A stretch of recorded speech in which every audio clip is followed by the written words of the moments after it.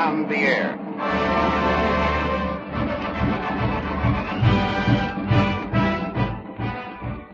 On this program dedicated to the sparkling new romantic comedy, Love on the Run, you will hear the Metro-Goldwyn-Mayer Orchestra under the direction of Franz Waxman and the voices of Joan Crawford, Clark Gable, Pancho Tone. We bring you now an air preview of Love on the Run.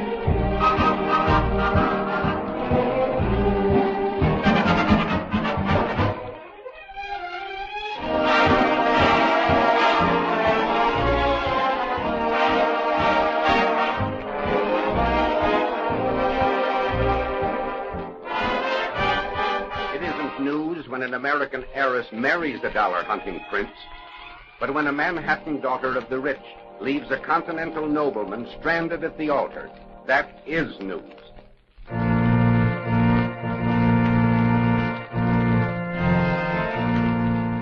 That's just what Sally Parker did to Prince Igor at a fashionable wedding in a London church. And in her mad dash from the arms of the palpitating prince, Sally runs smack into the rescuing arms of Mike Anthony, London correspondent of a New York tabloid newspaper. In Sally's luxurious apartment following her escape from worse than death, we hear the voices of Joan Crawford and Clark Gable. Who are you? Who, me? Well, I just want to help you. How much will that cost me? Or do you happen to be a reporter? A reporter? Well, whatever gave you that idea? Well, if I were, do you think I'd want to come around and help you? Then you must be from that Bleeny I nearly married. You go back and tell him well, that I must admit it, Sally Parker. I'm just somebody that's known you and thought of you ever since I saw your picture in the Rotogravure section as a debutante. Oh, that was a long time ago. Well, it wasn't that long ago. Oh, well, I mean it. It seems that way to me, not really meeting you. Well, today I went to St. Gregory's to look at you for the last time, that's all. It was a sort of a silent goodbye. You expect me to believe that? No. I know it sounds a little Elsie Dinsmore, but it's true. Oh, it's nice to know that someone else besides my board of directors and 9 million reporters really cares about what happens to me. But all my governesses and guardians never stop me from fighting my own battles, and I'll take care of this one, too. That's that dear, charming attending royal bread pudding. I'll tell him a thing or two. No. Wait a minute. That might be reporters. Reporters? Buzzards. All right, let them come up. I'll give them some real headlines for once. How Sally Parker found romance. So much down and so much for every kid. Oh, I'm sorry. I thought you'd be pretty tired of all this cheap notoriety. Tired? Tired? I'm sick to my stomach of reporters. I've been blinded by their flashlights ever since I can remember. They put my impacted wisdom tooth on the front page. This ought to make newspaper history. Sally, my dear. So it's Igor, is it? You'd like to hear some more, would you? Parker, wait. He may not be alone. Sally, my baby love. My baby love. Don't you baby love me and don't you touch me. She means it, Your Excellency. But my darling, what did I say? What did I do? You scurrilous little scavenger. But my sweet one, I'm not at advantage. Have I met this gentleman? Don't be silly. Where would you ever meet a gentleman? My little treasure. I mean my baby love. We are distant. Think. We don't know each other. No. Never had the pleasure, I'm sure. I'm positive your face is... I warn you, if you continue to foul the air, I breathe out. But my darling, well, why are you angry? My uncle only asked you to sign a little paper to insure our health. I don't want any insurance. I'm canceling my order, and they can put you back in Macy's window. Yes, $5 million is hardly a bargain, Your Excellency. It was not 5 million. Only 3. Oh. What? How much? 3 million. 3 million only. And my darling becomes the princess. We met in Berlin, yes? No, I'm sorry, old man. My darling, come back to the cathedral, then to my people, to my country. Your country. Your people. A lot of second-hand sturgeon looking for a river to lay an egg in. Oh, no. Now, really, Miss Parker. Now, look, there's a charming little state. Rather financially unsound, I must admit, but a member of the League of Nations. Drake! Aha, now I know him. In Geneva it was. But, darling, do you realize who this man is? He's... Well, here they come. What next? Oh, I don't know. Everything's worse than ever now. There'll be police. I hit him pretty hard. Oh, I've got to get away now. I'm all weak inside. You said you'd help me, will you?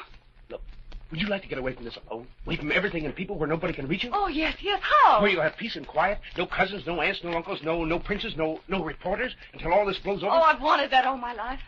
Will you trust me, Sally Parker? Can I? Where's the back way? Here, come on.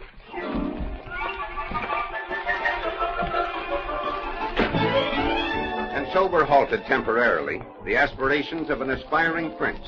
And now it's love on the run. Mike, with Sally in tow, scrams from the scene of the crime and takes off for France in a plane stolen from a cloud-busting baron. High above the English Channel, we hear Sally and Mike talking it over. You don't suppose you killed him, do you? Who? Killed what?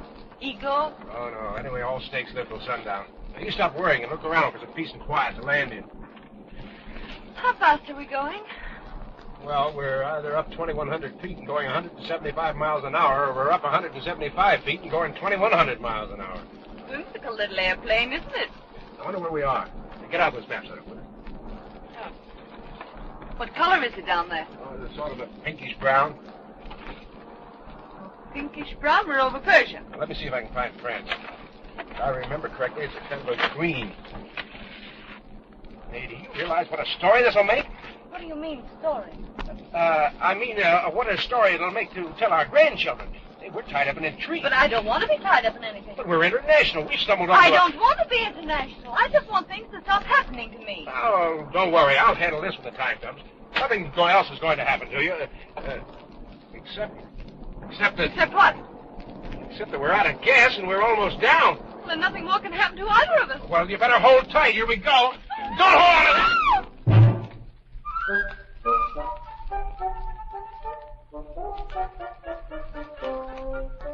But Mike makes it. And after a happy landing on the continent, Sally, now a fugitive from her fortune-snatching prince, and Mike, a fugitive from an irritated baron, find refuge in an inn near Nice. On a moon-bathed balcony, we discover Sally and Mike. London, marriage settlements, unpleasant people. They all seem very far away right now. Oh, I always knew someday about somebody like you. You know, I've known people I've liked and some I've disliked. I've hated a few and thought I loved a couple, but I've never known anyone I could trust up to now. Look, Sally. A fellow has to make a living, understand? Such a nice living. Two can live happier than one. Well, it isn't that exactly, but... Well, I've had a job all my life. I knew you did something. What? Well, I'm a writer. How wonderful, darling. What do you write about? Oh, I write about people. You know, things. What sort of things? Have I read them? I want to learn everything you've ever written by heart. Well, Sally, I might as well admit it. What? That I'm about to crucify myself. But you suddenly turned out to be the only girl this side of the moon. Oh, let's skip anything else. Everything else.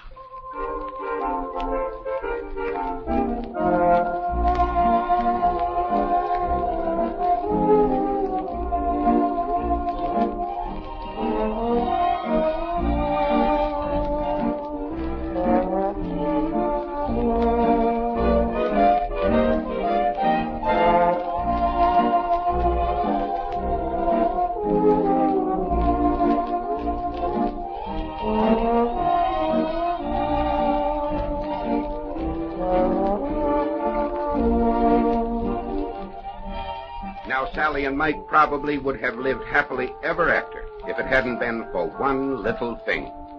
Mike, constantly aware of Sally's hatred for all newspaper men, dodges telling her he is a news hawk. He further overlooks telling her that daily he is cabling stories to his paper, revealing every intimate detail of her flight from Prince Igor. This was not the right thing for Mike to do, as he discovers one morning at breakfast when Sally spies a headline broadcasting to the world stories of their romantic rendezvous. With this evidence, Sally turns all of her guns on the very much confused Mike. I tried to tell you last night. You incredibly Well, if you just unthinkable. You sheer unadulterated worm. Go ahead. I deserve it. All the adjectives. Sally confides dreams to Anthony. Now, you're something that flies out of a job and they take the lid off. Sally, I don't know anything about that contest, and I'll make them kill it. Isn't that cute? Little Michael pulling wings off grasshoppers. The only girl this side of the moon. And I believed you. I tried to tell you last night, but I couldn't. I loved you too much. You don't know what last night meant to me. How can I tell what last night meant to you until I see the next issue of the Chronicle? Not more than 500 words and write on only one side of the paper. Mr. Anthony will write on the back. He writes on the backs of bonds. Well, what are you waiting for? There must be a cable office around here somewhere. Aren't you afraid you'll miss the next edition? Sally is displeased, but she was soon to find out about Mike anyway. For whom should pop up but the much-scooped Barney Pells in the person of Franchot Tone, correspondent of a rival New York newspaper, who spills the works about Mike to Sally. Now Mike is in the doghouse. Sally turns to Barney, and together they plot revenge. Sally will give Barney bigger and better headlines for his newspaper, and Mike will lose his job. We now find Sally and Barney in the compartment of a continental train, discussing Mike's fate. You're a reporter, aren't you, Barney? Me? No, listen, Miss Parker. If this Anthony guy's been handing you a lot of silly stuff about... It goes pretty hard with one reporter if he loses his story to another reporter, doesn't it? Oh, yeah, I guess so. All right, then if you're not a reporter, go find me one, because he's going to have me for his own personal scoop. Miss Parker, I'm no mere reporter. I'm the best correspondent in Europe. You write good stories? The best. All the news that's fit to print. The New York Times kind. I don't want that kind. You can print anything about me. What I eat for breakfast, how I take a bath, anything that'll make Mr. Michael Anthony squirm. Things about him, things about me. Do you understand? Parker, baby, you call the shots and I'll pull the trigger. When do you send your first cable? And Anthony, when does he get fired? A day or two, right out on his ear. Suppose you'll get a job on another newspaper. Him? He'll be blacklisted. Through. Oh, wonderful. Can he do anything else? Nothing that won't land him in jail. I suppose you'll get on relief. He might for a few days, but that's all. They're fussy about who gets relief. I hope he gets kicked off the bread line, too. It's kind of strange to think of him being down and out. Always so sure of himself, Mike was. That's the way it starts around New York, though. I've seen hundreds of them. First they borrow a 10 spot, then a buck, then 25 cents for donuts and coffee. And then it's a shirt. They tell you they got a swell job doing publicity, and one night you stumble over them in the park, wrapped up in an old Sunday edition to keep out the cold.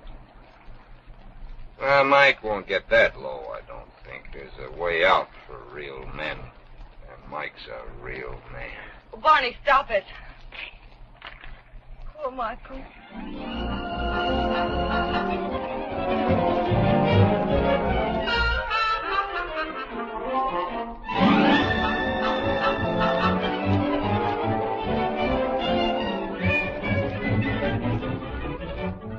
Mike on the run.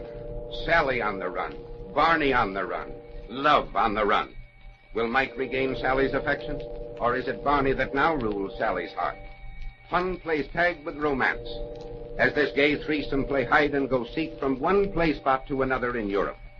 In the Metro-Goldwyn-Mayer romantic comedy, Love on the Run.